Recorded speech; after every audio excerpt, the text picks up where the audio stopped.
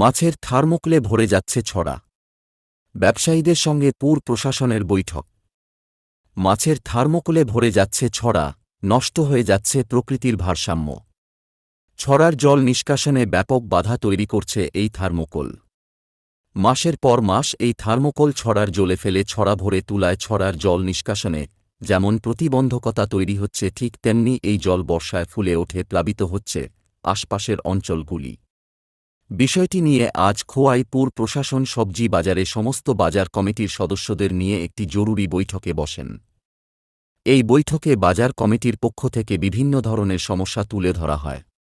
বাজার কমিটির দাবি অনুযায়ী জলের সমস্যা, রাস্তাঘাটের সমস্যার কথা তুলে ধরা হয়।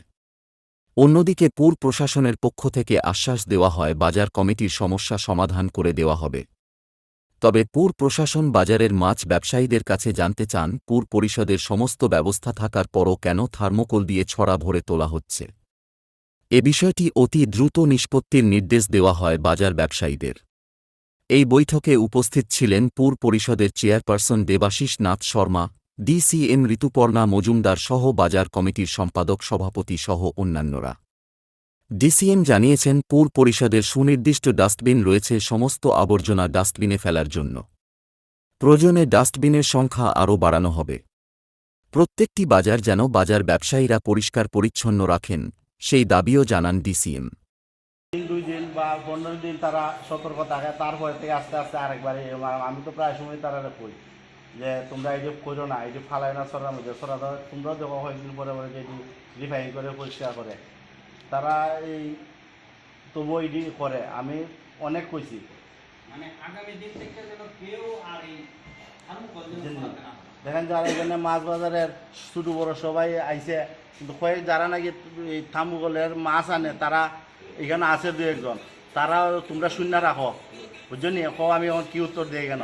তোমরা ওইগুলা ছড়ার মধ্যে ফালাইও না, তোমরা এক জায়গার মধ্যে স্টক করে রাখলে নগর পঞ্চায়েতে গাড়ি ওইগুলো লয়ে যাব। আগামী দিনের থেকে সবাই সতর্ক থাকবা মাছ বাজারের। প্রতিদিন পরিষ্কার করাচ্ছি এবং প্রতি মাসে সেক্রেটারি লেভেলে সিএম এর সঙ্গে বসে আমাদের কৈফিয়ত দিতে লাগে। এখানে হয়তো কেউ একটা ফটো তুলে দিয়ে দিল, এখানে এরকম হয়ে আছে, ওই ফটোটা কিন্তু আমরা জানি না যে ফটো চলে গেছে। এই ফটোটা দেখিয়ে বলবে ইয়ে कैसे हो रहा है तुम दिखाओ क्या कर रहे हो आप लोग।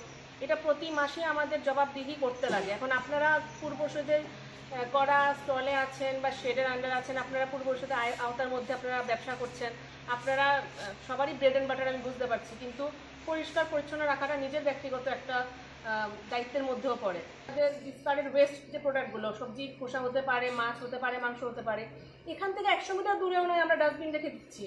আপনারা বলেন আমরা আরও 2টো কিন্তু দিয়ে দেবো, আপনারা পরিষদের চেয়ারপারসনের কাছে আবেদন রাখেন, আমরা আরও দিয়ে দেবো, কিন্তু আপনারা বলবেন আপনাদের ঠিক স্টলের সামনে এসে ডাস্টবিন দেওয়া, এটা কীভাবে সম্ভব? ইজ ইট পসিবল যে আমি প্রতিটা ব্যবসায়ীর সামনে একটা করে ডাস্টবিন রেখে দেওয়া? এটা তো সম্ভব নয়। আপনারা ভাবনা চিন্তা করেন কীভাবে আরও সুন্দর করা যায়। রাস্তাঘাটের কথা আপনারা বলেছেন, জলের কথা আপনারা বলেছেন, অবশ্যই যতটুকু সম্ভব এটা সরকার আপনাদের জন্যই দিচ্ছে, বিভিন্ন ফান্ডে আপনাদের জন্য টাকা দিচ্ছে, সেটাকে আপনারা কীভাবে সুন্দর করে রাখতে পারি, সেভাবে সুন্দর করে আমরা ইমপ্লিমেন্ট করতে পারি। চেয়ারপারসন স্যার সেটা ডিসিশন দেবেন, আমরা সেটা ইমপ্লিমেন্ট করব। কিন্তু আপনাদের থেকে যেটা আপনাদের নৈতিক দায়িত্ব আপনারা সেটাও পালন করুন।